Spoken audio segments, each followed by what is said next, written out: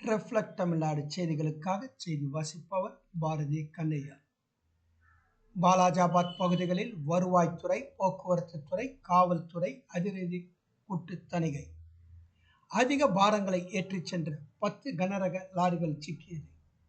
6.48 லட்சம் ரூபாய் அபராதம் விதித்து நடவடிக்கை. காஞ்சிபுரம் மாவட்டம் வாலாஜாபாத் மற்றும் சாலவாக்கம் சுற்று வட்டார பகுதிகளில் இருந்து கல் குவாரிகளில் இருந்தும் கல் அரவை நிலையங்களில் இருந்தும் எம்சாண்ட், கருங்கல், ஜல்லிகள், சக்கைகள் உள்ளிட்ட கட்டுமான பொருட்களை ஏற்றுக்கொண்டு ஏராளமான கனரக லாரிகள் சென்னை ஸ்ரீபெரும்புத்தூர், பூந்தமல்லி, குன்றத்தூர் உள்ளிட்ட பல்வேறு பகுதிகளுக்கு கொண்டு செல்லப்படுகிறது. கனரக லாரிகளில் அதிக அளவிலான பாரங்களை எடுத்துச் செல்வதாக தொடர்ந்து புகார்கள் எழுந்த வண்ணம் உள்ளன.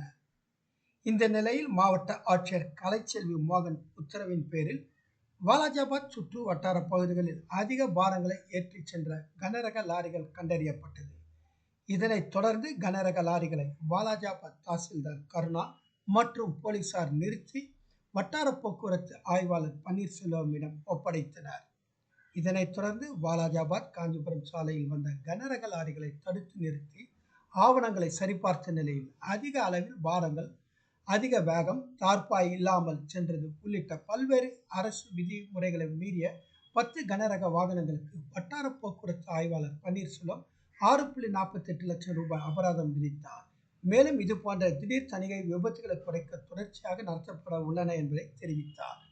காஞ்சிபுரம் மாவட்டத்திலிருந்து எமது செய்தியாளர் தினேஷ்.